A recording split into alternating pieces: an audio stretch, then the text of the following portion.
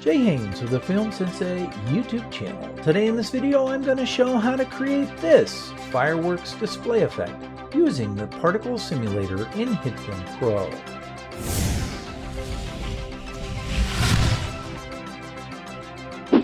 So I'll start by creating a new composite shot and click OK. It can be as long as you want, kind of a thing.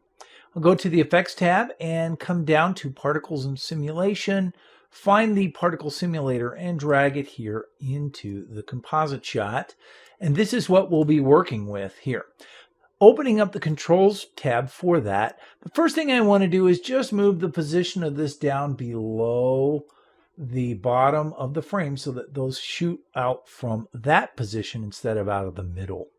And then I can go ahead and just button those two up. And let's talk about the emitters themselves. If I open up Particle Systems, you're going to see that there's a particle system here. I'm going to open this up and deactivate it. And then I'm going to rename this by right-clicking and selecting Rename. And I'm going to call this Don't Touch, because I don't want to ever touch that again. However, under Mobile Emitters, I'm going to go ahead and click this little plus icon. And now you can see that those mobile emitters are activated here.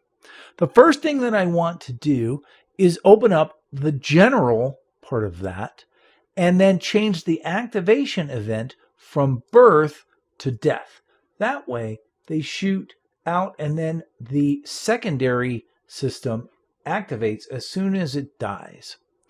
I do want this trajectory to not be random, but instead to be a cone. And if I open that up, I'll change the rotation of the z-axis to -90, and I'll probably open up the radius to something like 45 so that it shoots all over the frame this way. Also, I'm going to go ahead and rename that the launcher because that's what this is.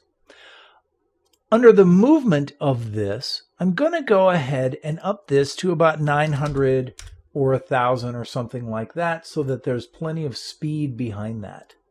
Also, I want to take the scale down to maybe around 25% or so, making those little dots really small. I can change the color of those and stuff as well, but I'm just going to leave them for now.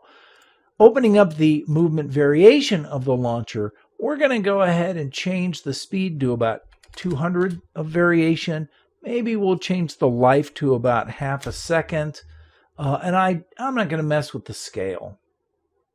Now, under the particle system here, this is the actual particle system that relates to these explosions. So I'm going to rename this Explosions. Opening up General, I'm going to go ahead and make sure that this is set to 50 particles per second, but you can make that however many particles per second you want.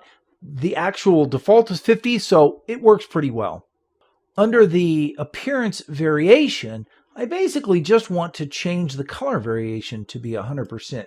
That way, those will be different colors as they explode.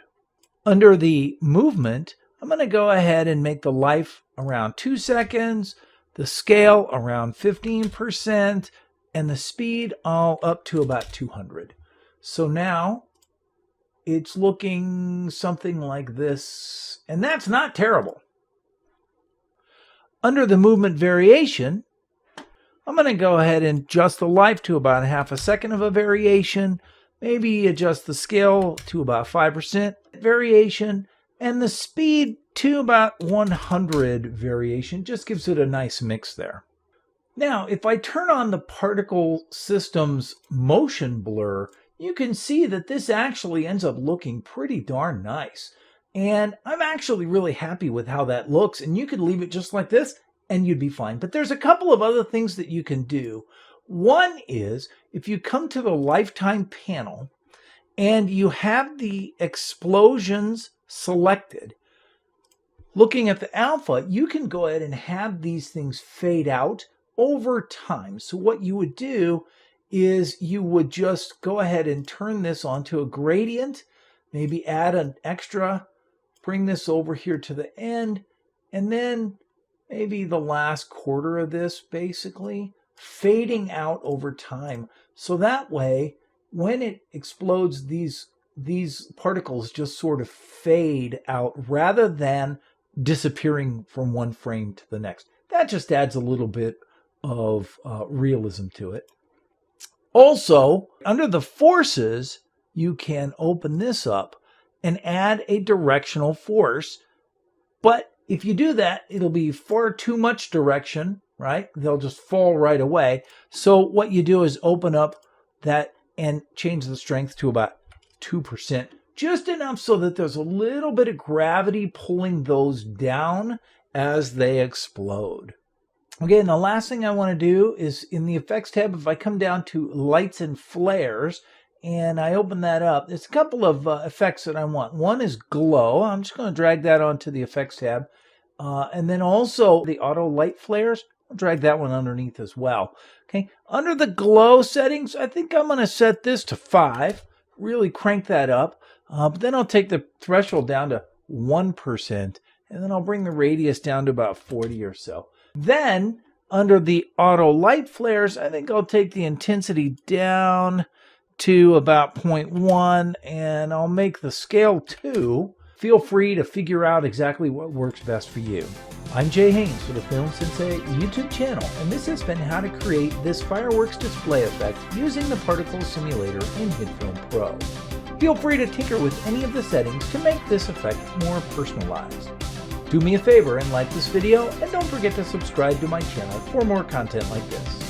Thanks for watching.